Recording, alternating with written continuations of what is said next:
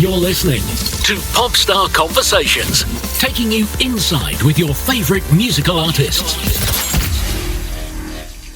Today, Randy and I are sitting here with the iconic Janet Jackson. Welcome to the show. Janet, it's really a pleasure to have you here. The title of this album is 20 years old. Is that how you feel? I'll never grow up. I hope I stay immature. No, I don't feel any different than when I graduated from high school, aside from wiser and obviously experienced things since I was 18 or 19 and more focused. But it feels no different at all. So I don't know if this is what 40 is supposed to feel like, or if I just feel a lot younger than what I'm supposed to feel. So you think getting older, it's a good thing? For me, yeah. I know it's hell for some other people. They hate it. It's just a number. It's about how you look at life and how you feel inside. Did you reflect on your previous records, Control and Rhythm Nation, for this project? Musically speaking, to a certain degree. I mean, in certain aspects, using some of the sounds from the Control album, pulling out actually some of the old keyboards we did that we used on Nasty and Lately, and music that inspired me 25 years ago, and sampling some of those records and creating a whole new song around that.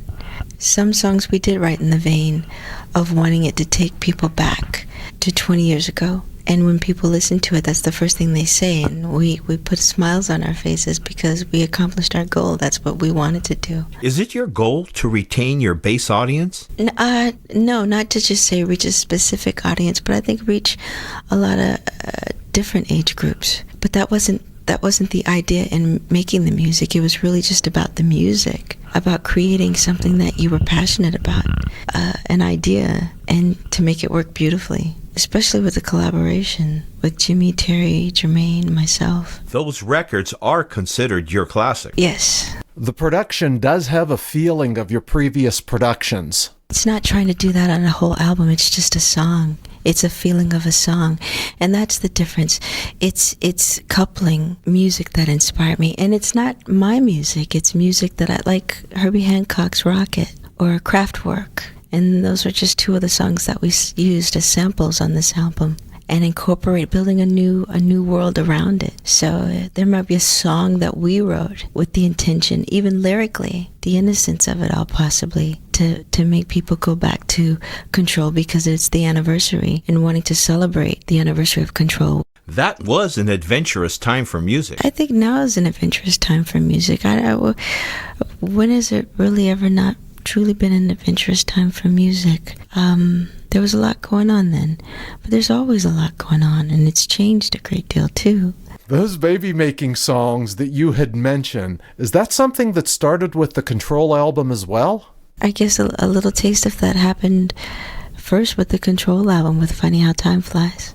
Just the mood of it, putting you in that sensual, sexy mood, kind of, sort of, making you feel sexy. Have any of your fans over the years ever tell you that they had created a child from your music? Yes, all the time. Or we've got such and such children, and each child was conceived from this song. I get that all the time. Wow, that's really an incredible compliment. Yeah, it is. I mean, it just lets me know how much that they love your work, what you've created. What are those songs on this record? No, it's Take Care, What Put You in That Mood, and Do It To Me. I'm not Do It To Me, I'm listening to it. And Love to Love would definitely put you in that mood. The first video on this record, Call On Me, is it a return to the big budget videos? Yeah, I think it is. And I miss that. And I wanted to get back to that. I don't see that anymore. I wanted to do something different that was different from what you see on TV today, on video channels. They don't do that anymore. And I miss it. And I think the younger generation, they don't even know that existed unless they were to do some research. But they don't know that ever existed, how they used to make videos. Now, everyone's video, to me, for the most part, kind of looks the same. It's more reality based, and music can take you anywhere. I mean, like I was mentioning to another interviewer that it's about the imagination, and now we're not using our imaginations when we make music videos, but I think that has a lot to do with the record companies also realizing that it doesn't take a lot of money to put a lot of money into an expensive video to have a hit song. But it's not just about that. It's about giving the audience something different to look at. So the director can't go far out, because sometimes that far out costs more than $100,000. Janet, you would like the opportunity to take a song and create a video where you can completely create a fantasy. Yeah, it is. It's like an Aesop fable. It's a fantasy.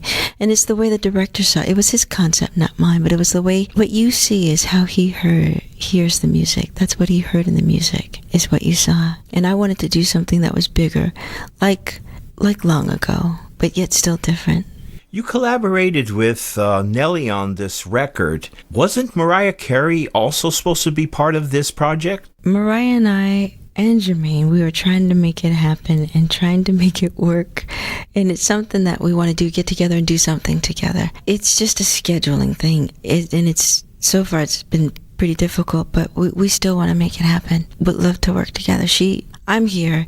She just started her tour. I believe she's in Japan, but she's coming to the States in the beginning of August. So it's gonna be hard, but we both want it to happen. So we're gonna try and make it happen somehow. Janet, I had heard that you refer to your diet as clean.